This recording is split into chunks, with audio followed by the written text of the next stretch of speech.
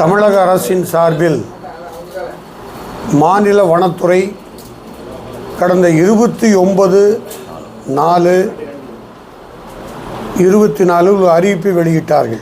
அந்த அறிவிப்பில் தமிழ்நாட்டில் மேற்கு தொடர்ச்சி மலைப்பகுதிகளில் யானவழி தடங்கள் குறித்து ஆய்வு செய்து கண்டறிந்து வலசப்பாதையை மீட்டெடுப்பது என்று ஒரு கருத்தை வெளியிட்டார்கள். அதில் வாட்ஸ்அப்பிலும் ஃபேஸ்புக்கிலும் ஆங்கில வடிவிலே 161 பக்கம் கொண்ட ஒரு சுரு குறிப்பை வெளியிட்டிருந்தார்கள். அந்த அறிக்கையில் முழுக்க ஆங்கில சொற்றொடர் இருந்தது. கிராமப்புறங்களில் மலை அடிவாரங்களில் வாழக்கூடிய அப்பாவி மக்கள், மலைவாசி மக்கள், அவர்களுக்கு ஆங்கிலமும் தெரியாது, மலைவாழ் மக்களுக்கும் தமிழும் படிப்பதிலே அவர்களுக்கு சிரமம் இருக்கிறது. ஆகவே அவர்கள் மலைவாழ் மக்களுக்கும் மலையோர பகுதியில் இருக்கக்கூடிய விவசாயிகளுக்கும் தமிழில்தான் அரசாங்கம் இத்தகைய அறிக்கை வெளியிட்டிருக்க வேண்டும். கடந்த சட்டமன்ற கூட்டத்தொடரில் தமிழ்நாடு அரசு, தமிழக முதலமைச்சர் ஒரு அறிவிப்பை வெளியிட்டார். அதில் பெயர் பலகையும் அனைத்து விளம்பரங்களும் தமிழில்தான் இருக்க வேண்டும் என்று தமிழ்நாடு சட்டமன்றம் நிறைவேற்றிய தீர்மானம். ஆனால் வனத்துறை சார்பாக வழங்கப்பட்ட அறிக்கை 161 பக்கமும் ஆங்கிலத்தில் இருக்கிறது. அது அறிக்கையாக தரவில்லை, உங்களுடைய கைபேசியிலே நீங்களே பார்த்து கொள்ளலாம். அதை பிரிண்ட் அவுட் எடுத்து அதை படித்து தமிழாக்கம் செய்து அப்புறம் வெப்சைட் மூலியமாகத்தான் இதை அனுப்பியிருக்கார்கள். இத்தகைய அறிவிப்பு என்பது அநேகமாக தமிழ்நாட்டில் ஒரு புதிய செய்தியாகத்தான் பார்க்க முடிகிறது.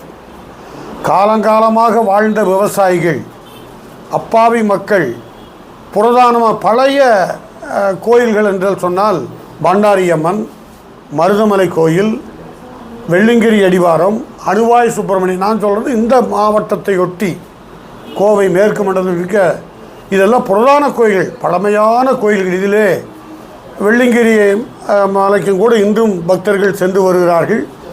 எந்த யானையும் வனவிலங்கும் பாதிக்கு தீண்டி ஒரு பக்தரும் கூட சாகவில்லை, இறப்பு இல்லை என்பதுதான் உண்மை. இது நடைமுறையில் நீங்களும் பார்க்கலாம், விசாரித்து கொள்ளலாம்.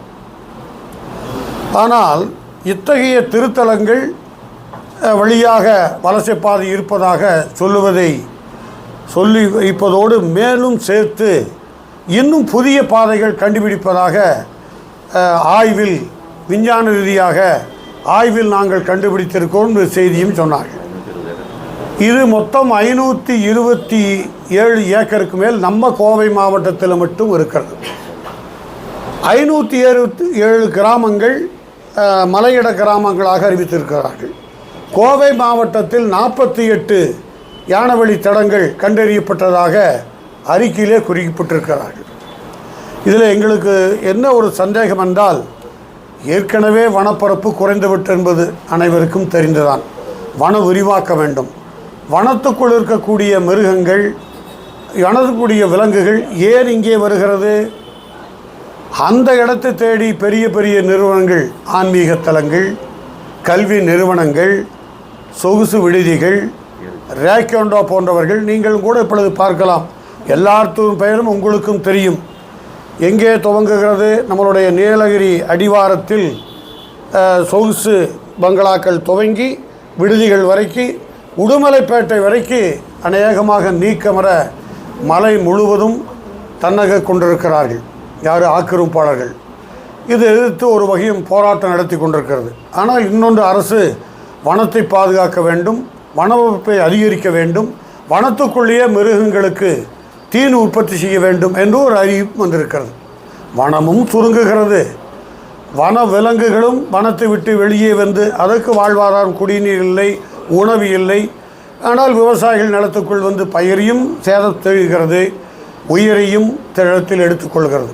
இத்தகைய செய்தி என்பது நீங்களும் உங்கள் மூலியமாகவும் செய்தி வெளியிட்டிருக்கிறீர்கள், அரசுக்கும் தெரியும். அதே போல் ஆக்கா என்பவர் 105 கிலோமீட்டரான் 100 100.5 தொலைவில் ஆக்கா கிராமங்கள் அறிவிப்பதாக ஒரு செய்தி வெளியிட்டிருக்கார்கள். அது மாதிரி 1.5 கிலோமீட்டர். இப்போ நாங்கள் 100 மீட்டர் வரைக்கும் ஆக்கா எடுத்துக்கொள்ளலாம். அந்த இடங்களில் கூட விவசாயிகள் உற்பத்தி செய்வதற்கு அனுமதி கொடுக்கலாம்.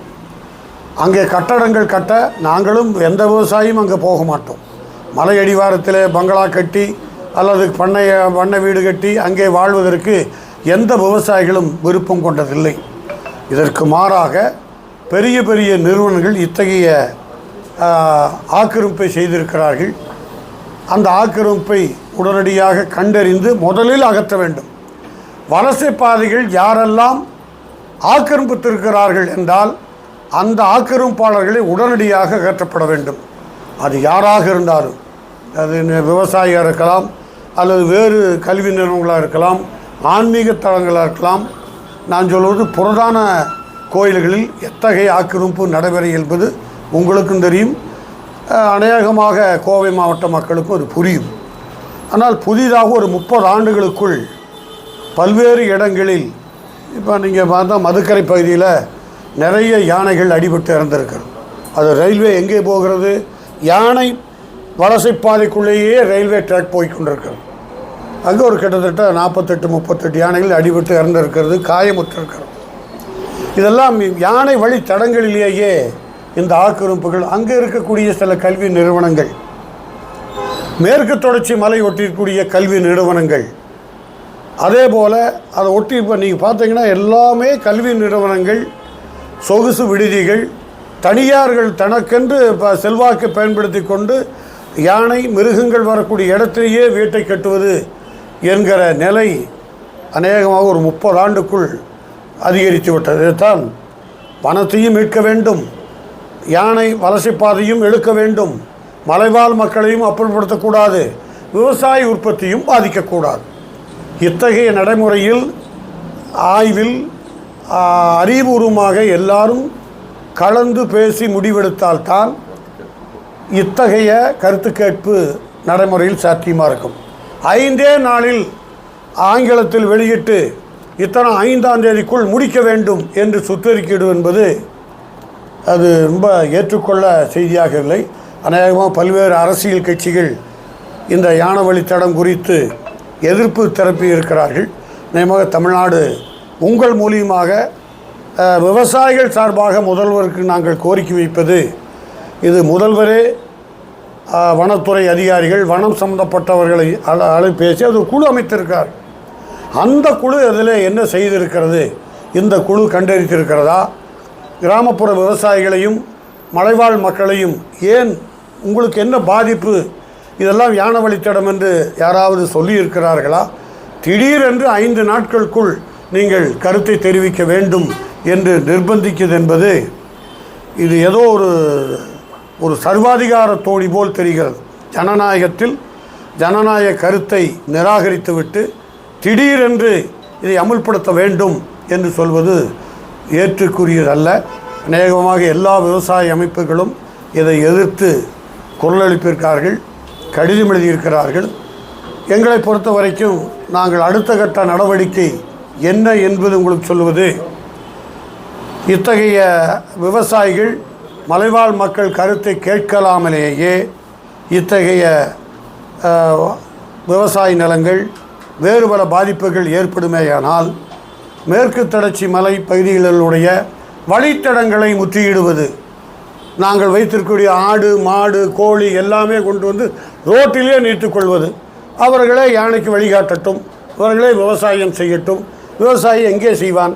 மேற்கு தொடர்ச்சி மலை பகுதியில் இப்பொழுது ரோடும் வேண்டும், மின்சாரம் வேண்டும், குடிநீர் வேண்டும். இதுக்கெல்லாம் அடிப்படை தேவைதான். எங்கே நிலம் எடுக்கிறார்கள்? விவசாயிகள் செய்யக்கூடிய நிலத்தான் எடுக்கிறார்கள். அப்போ விவசாயிகள் அது விருப்பப்பட்டு அல்ல, விவசாயிகளை நிர்பந்தித்து இத்தகைய திட்டங்கள் நிறைவேற்றும் என்பது பொருத்தமாக இருக்காது. எல்லாமே எடுத்துக்கொண்டால் உணவுக்கு நாம் எங்கே போவோம்? கொஞ்சம் நெஞ்சம் இருக்கக்கூடிய விவசாய நிலங்களில் ரோடு அவசியம் வேண்டும். நாங்கள் யாரும் எந்த விவசாயம் வேண்டாம் என்று சொல்லவில்லை. மின்சாரம் வேண்டும், எந்த விவசாயம் வேண்டாம் என்று சொல்லவில்லை. விவசாயம் பாதிக்காத அளவில் ரோடுக்கு இடமிடுங்கள். ரோடுக்கு கொண்டு போகணும், மின்சாரம் வேண்டும். ஆனால் நல்ல அருமையான வாழை இருக்கும், தென்னை இருக்கும், மஞ்சள் இருக்கும், திராட்சை இருக்கும், கடலைக்காய் இருக்கும், பயிர் வகை இருக்கும். அதையவே தேடி போய் நீங்கள் எடுக்குமேயானால் நம்மளுடைய அனைவருக்கும், அது விவசாயிகளுக்கு மட்டுமல்ல, உணவு சாப்பிடக்கூடிய எல்லா மனிதர்களுக்கும் அது பாதிப்புத்தான். இது அரசு இத்தகைய முயற்சியில் கண்டறிந்து ஆக்கபூர்வமான முறையில் தான் நடவடிக்கை வேண்டும். விவசாயிகள், பொதுமக்கள், மலைவாழ் மக்கள், இப்போ நேற்றும் கூட ஒரு செய்தி உங்கள் மூலியமாக தான் பார்த்தேன். ஒரு 50 ஆண்டு காலம் வாழக்கூடிய கிராம சாதாரண மக்கள், அவனுக்கு இன்னும் கரண்ட் லைட்டையும் பார்த்ததில்லை, டிவியும் பார்த்துருக்க மாட்டான், செல்போனையும் தொட்டிருக்க மாட்டான். அவன் காடு, விவசாயம், அத்தகைய அப்பாவி மக்களை வெளியேற்றுகிற போக்கு என்பது பாவம். காட்டையும் பாதுகாக்கக்கூடியவர்கள் அந்த மலைவாழ் மக்கள் தான். அதனால் எங்களுக்கு ஒரு செய்தி, அதை யாராவது கபலீகரம் செய்வதற்கு இவர்களை வெளியேற்றுகிறார்களோ, ஏன்னால் அங்கே தான் நஞ்சில்லா விவசாயம் சில அளவுக்கு அந்த மக்கள் செய்து தலையிலே சுமந்து கொண்டு வந்து கீழே விற்பார்கள். அது சேலத்தில் நடக்கிறது, வெள்ளிங்கிரி அடிவாரத்தில் நடக்கிறது, தேனியில் நடைபெறுகிறது, திருச்சியில் நடைபெறுகிறது. வலை ஒட்டி மேலே இருக்கக்கூடிய பதிமக்கள், விவசாயிகள் உற்பத்தியுடைய அருமையான பருப்பு வகைகள், காய்கள், கிழங்கு வகைகள், மருத்துவம் கொண்ட அனைத்தையும் கீழே கொண்டு விற்பனை செய்து அவர் நடந்தே மேலே போவார்கள். அதெல்லாம் அழிப்பது என்பது இப்பொழுது இந்த அறிவிப்பு எங்களுக்கு அச்சத்தை விவாதிக்கிறது. இது முழுவதும் கருத்து கேட்ட பிறகுதான் இத்தகைய திட்டத்தை தமிழ்நாடு அரசு வனத்துறை நடைமுறைப்படுத்த வேண்டும். நடைமுறைப்படுத்துவதற்கு நீங்கள் முயற்சித்தால் மிகப்பெரிய எதிர்ப்பும், விவசாயிகள் மத்தியில் போராட்டமும், குடும்பமாக இதை எதிர்த்து போராடுவது தவிர வழியில்லை என்கிற முடிவிற்கு இத்தகைய அறிக்கை வெளியிட்டிருப்பது ஏற்றுக்கொள்வதல்ல.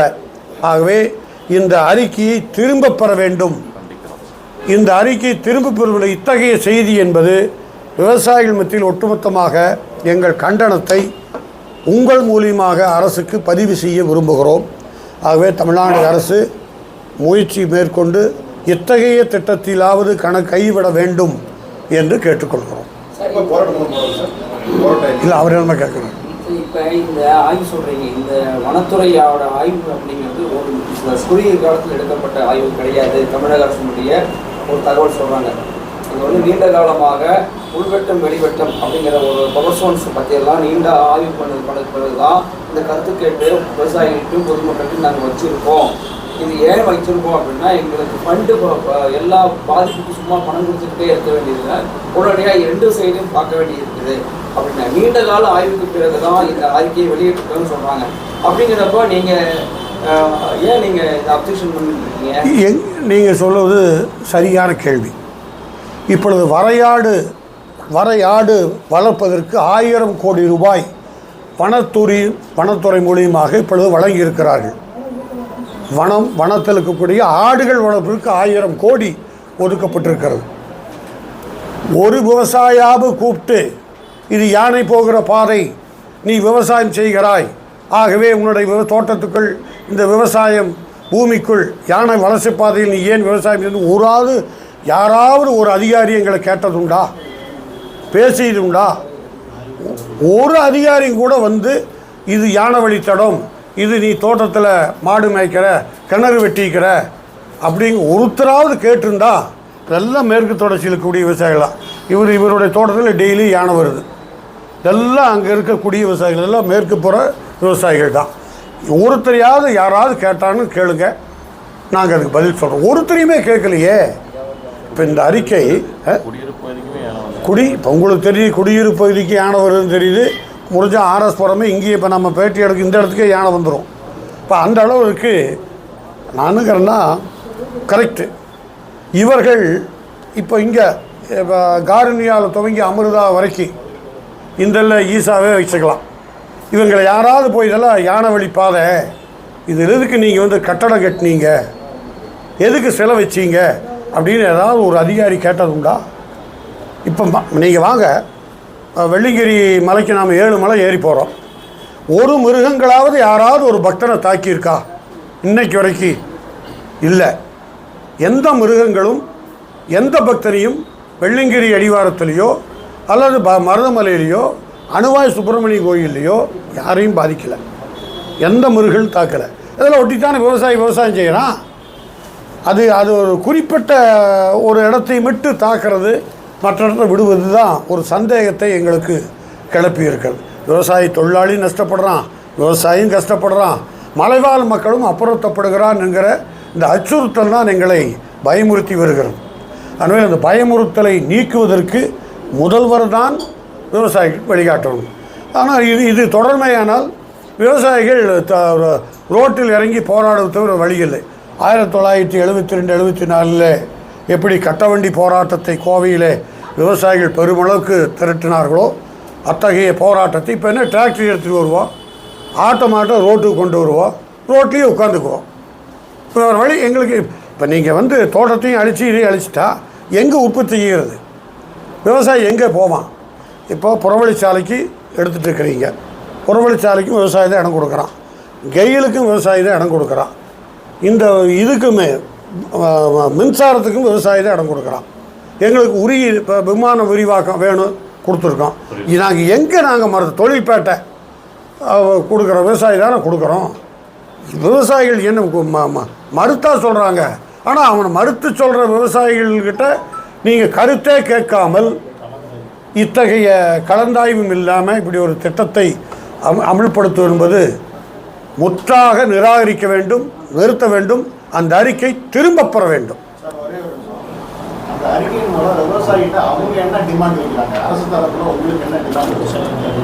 விவசாயி அவங்க என்ன டிமாண்ட் வைக்கிறாங்கன்னா, வலசு பாதையில் நாங்கள் எடுத்துட்டோம்னா உங்கள் தோட்டம், உங்கள் வீடு இதெல்லாம் நீங்கள் விட்டுட்டு வெளியேறணும். ஆமாம், அப்படிங்கிறது ஒரு அறிக்கை.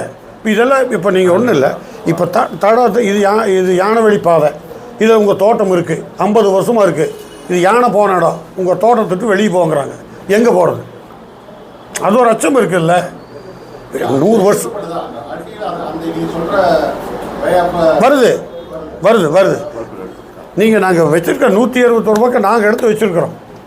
அது முழுக்க நீங்கள் ஆக்கிரமிப்பாளர்கள் இவங்கள கண்டுபிடிக்கலாம்.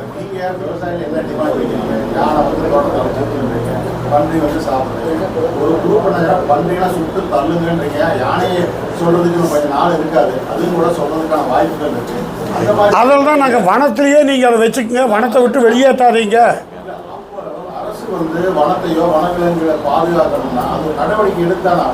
அதைத்தான் நான் எடுங்கன்னு தான் நாங்கள் சொல்கிறோம். அதாவது வனத்தை விட்டு காட்டுப்பன்றி வனத்தை பாதுகாப்பு பன்றி என்று நாங்கள் புரிஞ்சுக்கிறோம். அது ஏன் வெளியே வருது? உணவு இல்லாமல் வெளியே வருது, தண்ணி இல்லாமல் வெளியே வருது. வனத்துக்குள்ளேயே நீங்கள் குடிநீரையும் வனத்துக்குள்ளேயே நீங்கள் அவங்களுக்கு பசுமை தீனியும் உற்பத்தி பண்ணி கொடுத்துட்டிங்கன்னா இங்கே எதுக்கு வருது? இப்போ மயில் மான் எங்கே வருது? நகரத்துக்குள்ளேயே வந்துருச்சு. மயிலும் மானும் உங்களுக்கு வனத்தை விட்டு வெளியே வந்துடுது. முழுக்க விவசாயத்தையும் அழிக்குதுங்களே. அது 1972 வனச்சட்டம். அந்த வனச்சட்டத்தினுடைய விளைவு தான் எந்த உயிரினங்களையும் யாரும் வேட்டையாடுறதில்லை, வேட்டையாடக்கூடாது, யாரையும் சுடக்கூடாது. ஆனால் அது இப்போ இனப்பெருக்கமாய் ஆகி அது என்ன ஆகுதுன்னா அதுக்கு உணவு இல்லாதனால வெளியே பிதுங்கி கிராமத்துக்குள்ளே வந்துடுது. அதனால் வனமே மிகப்பெரிய வனம். அந்த வனத்துக்குள்ளேயே உயிரினங்கள் பாதுகாக்கலாம். இப்போ புலிகள் காப்பகம் வச்சுருக்காங்க, ஆனமலையில் இருக்குது, சத்தியமங்கலத்தில் புலிகள் காப்பகம் இருக்குது, நம்ம மேற்கு தொடர்ச்சியில். அதெல்லாம் வனத்துக்குள்ளே தான் இருக்குது. அந்த வனத்துக்குள்ளேயே இத்தகைய இப்போ நீங்கள் பார்த்தீங்கன்னா இப்போ ஒரு 10 மானை கொண்டு போய் இப்போ வனத்துக்குள்ளே விட்ருக்காங்க. இங்கே சிதம்பரம் பூங்கா பார்க் இப்போ நீங்கள் பார்த்து உங்கள் செய்தி தான் படித்தேன். இங்கே இருக்கிற சின்ன சின்ன மிருகங்களை கொண்டு போய் அங்கே விட்டாங்க. அது என்ன விவசாய தோட்டத்துக்கு பிடிச்சி கொண்டு போய் அங்கே விட்ருக்கானே. இது கூண்டுக்குள்ளே அடைச்சதை வட்டி வச்சு கொண்டு போய் அங்கே விட்டுட்டீங்க. இது கூண்டு இல்லாமல் சுற்றி கொண்டு போய் பிடிச்சி அங்கே விடுங்கன்னு நாங்கள் விவசாயம் விரும்புகிறோம். எங்களுக்கும் நிம்மதி, அரசாங்கத்துக்கும் எந்த கவலையும் இல்லை, வனத்துறைக்கும் பிரச்சனை இருக்காது. நாங்கள் யானை சொல்ல, யானை வராமல் தடுக்கிறதுக்கு நீங்கள் உணவு கொடுத்துருங்க, அங்கேயே தண்ணி கொடுத்துருங்க. இப்போ கேரளாவில் சுடுவதாக ஒரு அறிக்கை வந்தது, அதை நாங்கள் பார்த்தோம், போய் அந்த குழு பார்த்தோம். அதில் ஒரு வினோதம் நீங்கள் புரிஞ்சுக்குங்க. அது கருவுற்ற பன்றியா, அது ஆண் பன்றியா பெண் பன்றியா, இதை 5 வருஷம் கிளையா, இதை நாம் ஆராய்ச்சி பண்ணி அது பெண்ணா ஆணான்னு விவசாயி கண்டுபிடிச்சி அவனை துப்பாக்கி எடுத்து தோட்டாவை போட்டு சுட்டு லைசன்ஸ் இதை எப்படி பண்ண முடியும் சொல்லுங்கள்? ஆனா பெண்ணான்னு நம்ம எப்படி விவசாயி எப்படி கண்டுபிடிப்பான்? அந்த அறிவிப்பு அது இருக்குது அங்கே கேரளாவில். இங்கே அதுவும் இல்லை. அங்கே லப்பர் குண்டு மூலியமாக செஞ்சுருக்காங்க. அது ஒன்றும் பெரிய பயன் சில ஏரியாவில் பயன்பெற்றிருக்கு. அங்கே வந்து லப்பர் குண்டை வச்சு அடிச்சிடுறாங்க. அது என்னமோ அவங்க சுட்டுறாங்க, அவ்வளோதான். ஆனா பெண்ணான்னு யாருக்கு தெரியும்? அங்கே சுட்டு வீழ்த்திடுறாங்க. இது செய்தி தான், இதெல்லாம் உங்கள் மூலியமாக கிடைக்கிற செய்திகள் தான். ஆனால் இவங்க போய் நம்ம குழுவில் வனத்துறை, தமிழ்நாடு அரசு வனத்துறை போட்ட குழுவில் அதில் நான் போனதுனால அவர் துணைத் தலைவர் பெரியசாமி போய் அதில் அந்த ஆய்வு போயிட்டு வந்திருக்காரு. அவர் பாட்டு வந்திருக்கார். அங்கே சுடுவதற்கு நடைமுறைகள் இருக்குது, அங்கே இருக்குது. இங்கேயும் கூட அத்தகைய சோதனையை, அத்தகைய முயற்சியை கோவை மாவட்டத்திலே துவங்கினா பயனுள்ளதாக இருக்கும் அப்படிங்கிற தமிழ்நாடுக்கு இந்த மூலியமாக அந்த கோரிக்கை வைக்கிறோம்.